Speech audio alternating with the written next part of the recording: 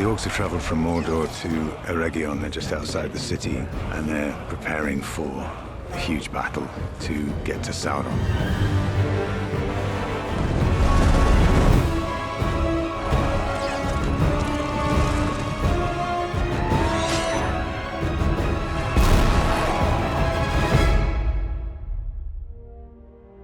In just a bit, Morfydd Clark, Robert Aramayo, and Sam Hazeldine will tell us what it was like for them as this hugely pivotal episode played out. But first, I'm excited to welcome Rings of Power director Charlotte Brandstrom, second unit director Vic Armstrong, and VFX supervisor Jason Smith. This is such a major episode. It feels like a huge event movie, really. How did you feel when you were seeing it put together, Charlotte? We were cutting it together a little bit every day, so in pieces. So working together with Vic, we could actually compare what we had done. And then in the end, when we saw the whole thing, because there is a lot of action. Action can be very emotional. Yeah. And it's important to work with people, I think, that have the same feeling that you have when you watch something and when you see something, when you direct something. And I think we're really on the same wavelengths with Vic and Jason, and we really understand each other. I think we both looked at this. It's not a TV series. This is a movie. We make movies. Can you get closer to it, Stephen? 3, 2, 1,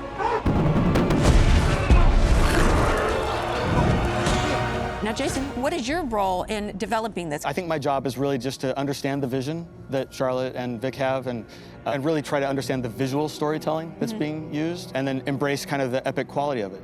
We're gonna have the horse charge. The horse are coming in, the first charge. Coming in from over there.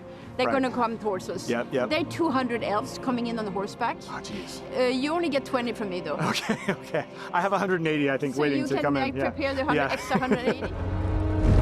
I can't think of another show that had over 1,200 full facial prosthetic applications. And they're all characters, they're all different, they're all designed. You know, I was there one day on the set, and my daughter's a stunt woman. She's involved in the show. Oh, and wow. I was setting things up, and my daughter spoke to me, and I turned. I went, "Geez!" This ugly orc with all drool coming out of his mouth. That was your daughter? That was my daughter. I'd been walking past her all day long. I didn't recognise didn't her know until it was she her. spoke. Scared the life out of me. So, Vic, this is a major set piece also as a character for Robert Aramayo. How did Robert rise to the occasion for this? He literally rose to the occasion because he wasn't a horseman and he hadn't done a lot of fighting or anything. We started him walking, trotting and galloping, literally, and had him galloping From through at zero. the end. From zero. And I was very proud of him, and he was so proud of himself as well.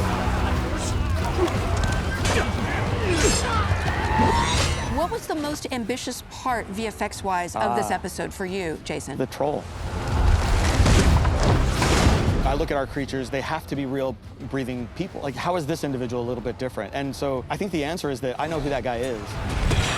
Just quick fire, what was your favorite moment of the episode? My very favorite moment is probably the ending. We have Elrond, we have Adar, we have Arondir, we have the king, and they're all there together, and we know that they're about to lose. It's a very strong moment. Vic? The best part of Seven for me was the charge. For this one, I wanted to get the cameras in amongst the horses as much as I can and get different angles, different camera positions. It's the biggest stunt ever. Yeah. Jason, what's your favorite moment? Oh, I would have to say, with the troll, he just reaches down and grabs two orcs and hoists them up in the air and just holds them kind of like a coat jacket. And then he starts just grinning, and you can see that he's looking up at the guys who are firing arrows and just saying, yeah, how do you like this? It was an absolutely incredible episode in a wonderful season, so I can't wait to see what's in the future. Thank you so much for sitting down with me.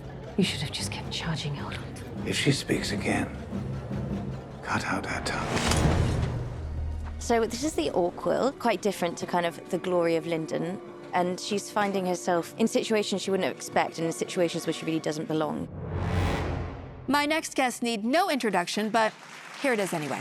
Welcome Morfydd Clark, Robert Aramayo, and Sam Hazeldine. We just talked to Charlotte, Vic, and Jason about this episode already. Can you talk about working with them? It's amazing working with them as a team. They all bring their very specific, very brilliantly kind of crafted expertise.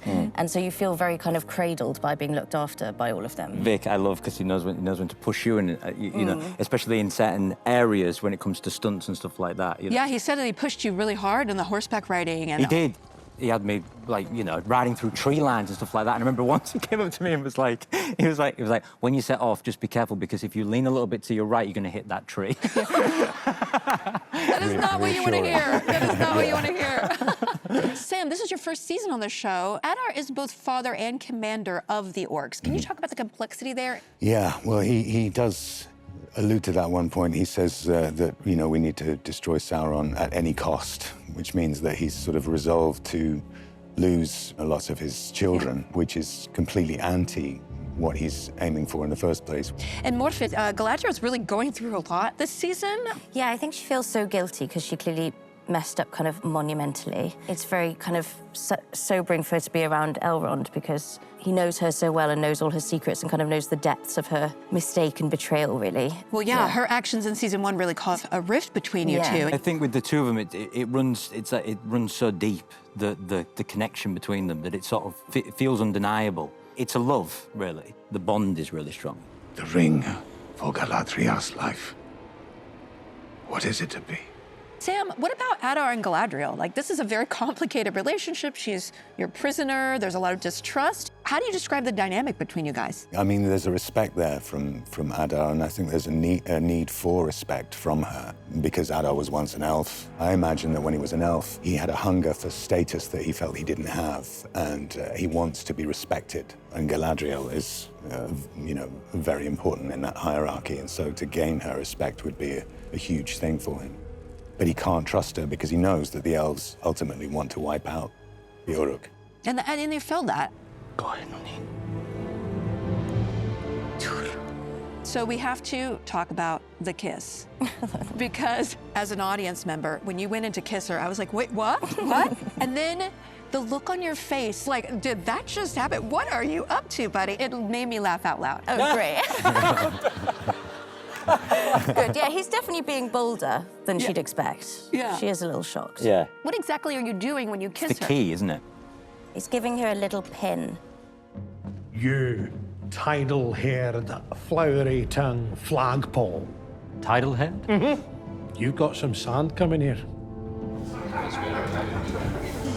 It's just a joy. Robert, your friendship with Prince Durin is such a fan favorite, and this is the episode that kind of crushes that. Yeah. It's the ultimate devastation because he knows he can't win.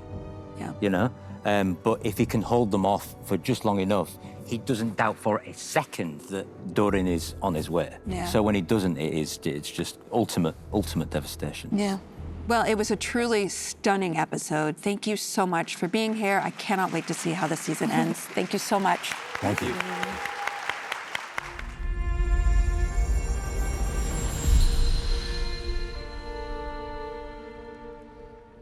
Nine.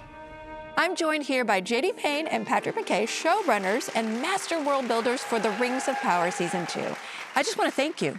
This is the most monumental episode of television I think I've ever seen. You have taken on this incredible journey so far. Just tell us about this episode. We really wanted to find a fresh approach. We didn't want it to feel like, you know, the masses of armies crashing together that you've seen before.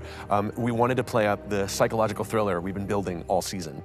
And starting the episode out where, you know, for Celebrimbor, it's a perfect day. Which is so chilling. He's isolated in the mind prison, but the audience knows something more is going on, and then you're dropped into, oh my God, the city's been under siege for weeks. And bringing that character element into it, we felt was a very fresh approach to something like this that we hadn't seen before. And we also wanted to play with audience expectations. The sun's gonna rise, and then someone's gonna charge over the hill and is gonna save us. The fact that this one, you know, almost goes there, and the sun rises, and you think that maybe we're gonna go there, and then it doesn't happen. Next week is the season 2 finale. Do you want to hint to anything? You know, 7 is this epic battle, psychological warfare, all the character pieces coming together. 8, I think our hope was to go underneath it. It becomes quite emotional. I can't wait, and yet I'm scared to watch. So I guess we'll talk about it next week. Absolutely. Next week is the unmissable finale of this unbelievable season. We'll be joined again by showrunners JD and Patrick, plus 2 major stars from this season will return to relive the drama in a supersized interview. It's the finale to rule them all. We'll see you then.